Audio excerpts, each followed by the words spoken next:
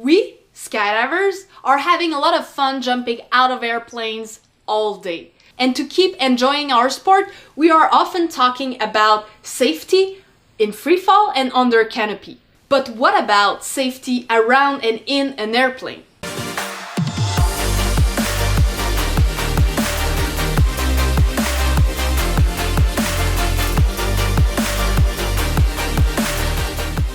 This channel is designed to provide useful information about skydiving.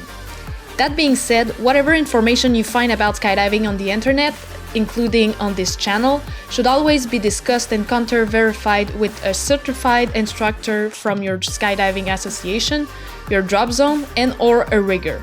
Let's all be wiser and safer skydivers. Hey there, this is Catherine Bernier from Skydive Vibes, sharing the passion of skydiving and helping you become a better and safer skydiver. So if you're new here, consider subscribing not to miss our weekly videos all about skydiving. So skydiving safety should also include all the safety aspect of being around and in an airplane. So in this video, I wanted to cover 5 specific things to consider in order to be safe around and in the airplane. Number 1, safety around the plane.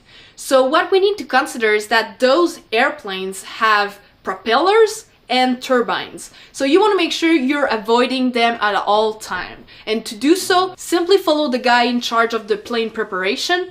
But keep in mind that for a plane, you'll always want to go around it by the back, because at the front, you're most likely to have the turbine and propellers. And when we talk about an helicopter, you want to consider going around by the front, because you got to think that for an helicopter, the propeller is on the tail. Number 2, getting in and moving in the airplane. You guys all know about that, but we are pretty tight in those airplanes. So we gotta make sure we protect our equipment at any time. So while getting in and moving around, you wanna make sure you hold all 3 handles and make sure you're not rubbing your rig against anything. So a good practice is whenever you get in the plane, you will want to turn around in front of the other skydivers. This way, if something happens, you'll have more chance of having someone seeing it than turning the other way around against the tail of the plane. As you know, before jumping out of the plane, we often ask someone else to check our equipment.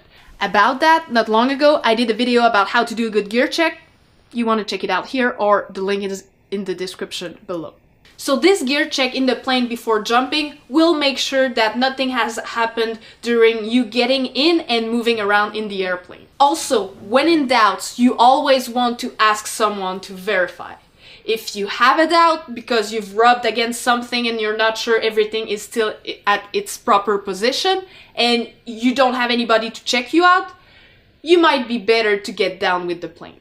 It's your life we're talking about, so you don't want to take any chance. Number 3, belt on at takeoff and landing. Until a certain altitude agreed by your drop zone, well, you want to make sure you have your belt on at any time. The altitude will depend on the decision of the drop zone. In my case, at my home drop zone, the altitude is 1,500 feet. So from the point you get in the plane to that height, you want to make sure you have your belt on. The reason is that if something happens before that altitude, we are too low to jump safely out of the airplane.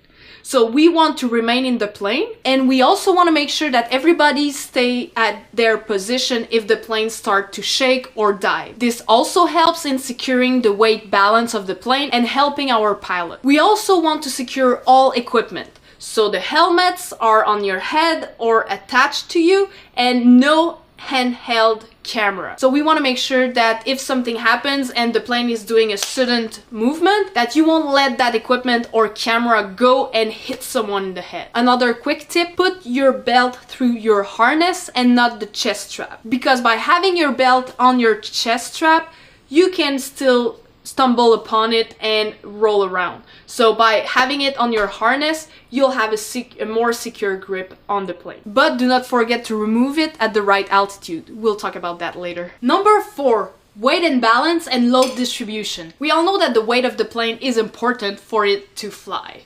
That being said, the weight distribution in the plane is also very important to consider. So this is why in some of the planes you're jumping from, you might see signs saying like no standing area or no sitting areas. Those areas are important to consider because the pilot will be really thankful if you are respecting those. This way we're making sure the plane is well balanced and will fly properly. Because just like your canopy, a plane that doesn't have a good weight and balance and proper load distribution can end up having a steeper angle and stall. Just like you do when you pull your brakes and wait for the canopy to stall and fall back, well, that can happen with a plane too. And a stalling plane is not fun for anyone. So to make sure that your plane ride is fun and that your pilot stays happy, you want to respect the signs, like I said, the areas that nobody can sit or stand in. And depending on some types of jump, like the big ways, you want to make sure to discuss them with your pilot before and respect their recommendation. They will most likely tell you that you have that number of time to set up in the door and not more than that many people. The reason is that whenever we are preparing for exiting the plane in a big way jump, there's a lot of people in the door, and what can happen is that the weight is off and the plane starts to get a steeper angle, and that might cause the plane to stall. So make sure to discuss with your load organizer whenever you guys are doing a big way, because they will be the one in charge of discussing the right weight in the door. So like I said, in those type of jump, you have many people at the door, but you also have divers. So if you are a diver, dive. What I mean by that is make sure the divers are staying in the front of the plane so that they help the plane to be balanced. And when it's time to dive, you run and dive. So if you're a diver, you're not supposed to be near from the other skydivers in the door. You're supposed to be back away, and when it's time for you to go, well, when the first group leaves, you want to run and get out by diving. So if you're a diver, dive. Number 5, emergency exits. So like the Skydiver instruction manual is saying, there's 3 altitudes that your drop zones need to define. They need to properly define the altitude at which you must remain seated with your belt on in the plane. So if something happens before that altitude, you remain in the plane. The second altitude to define is at which altitude you'll be able to get out, but by pulling your reserve canopy right away, because you're gonna still be low.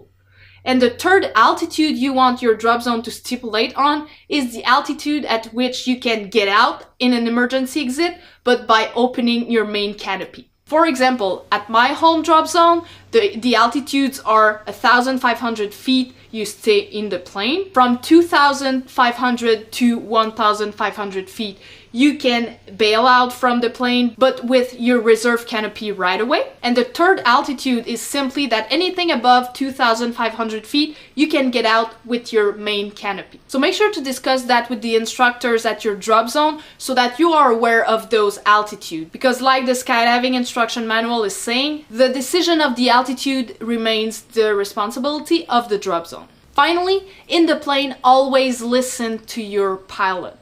If they are saying bail out, which means get out in an emergency procedure, well, get out. If they say stay in the plane, you stay in the plane. They are the ones that are trying to save your life, so make sure to listen to them. Alright, so this was a quick video explaining to you 5 safety elements to consider whether you are around or in an airplane. If you like this video, give it a thumbs up and let me know in the comments if you ever had to bail out from an airplane. Also, consider subscribing not to miss our weekly videos all about skydiving, whether it's tips and tricks about skydiving safety, gear reviews, or interviews with pro athletes. On that, be safe, keep jumping, and blue skies.